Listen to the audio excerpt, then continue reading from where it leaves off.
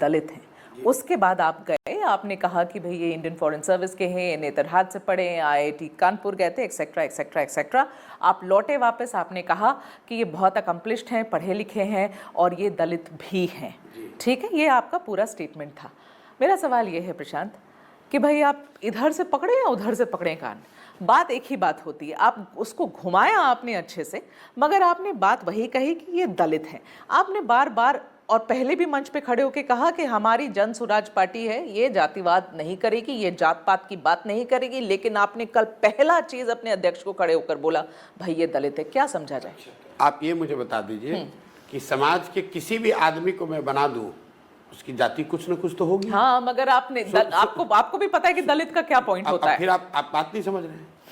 कोई भी आदमी, आपकी भी कोई जाति होगी, आपको खड़ा कर देता, आपकी भी कोई जाति होगी। हाँ, उससे फर्क नहीं पड़ेगा। आप नहीं कहते मेरी जाति। अगर कोई जन्म लिया है तो कोई ना कोई उसकी जाति तो होगी ही होगी। जन स्वराज में आने की जिम्मेवारी पाने का एक और एकमात्र क्राइटेरिया है काबिलियत। अगर आप काबिल व्यक्ति हैं तो आप जन स्वराज में आपको जिम्मेवारी मिलेगी।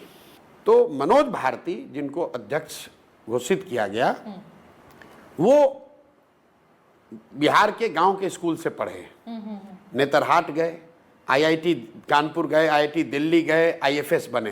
वो काबिल हैं इसलिए बने हैं।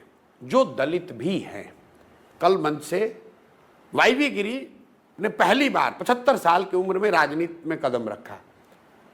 इसलिए नहीं रखा कि वो गिरी हैं, इसलिए रखा कि इसलिए वाईवी गिरी उसके हिस्सा हैं क्योंकि वो बिहार के सबसे एकम्प्लिश्ड रिनाउंड कानूनविद हैं।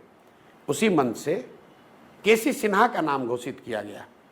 केसी सिन्हा कौन है? केसी सिन्हा इसलिए नहीं है कि वो सिन्हा है कि सिंह है।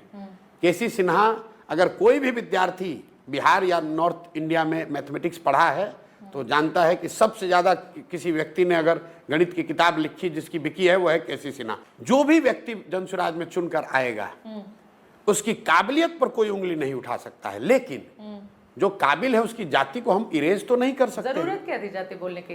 भाई हमारी जाति जो है, लोग बोल रहे हैं, सब कहते हैं कि ये नाम है उनका और ये जरूरत क्या है।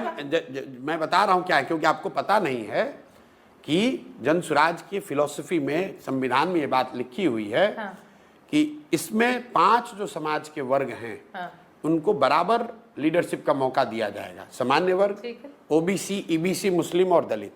और उसमें यह तय किया गया कि 5 को मौका बराबर है, लेकिन सबसे पहला मौका किसको दिया जाएगा। तो पूरे बिहार में सर्वे किया गया, सामने मीटिंग की गई, तो ये फॉर्मूला बनाया गया कि समाज में जो सबसे गरीब, पिछड़ा, आर्थिक, सामाजिक, शैक्षणिक तौर पर जो सबसे पीछे है उसको सबसे पहला अवसर मिलेगा।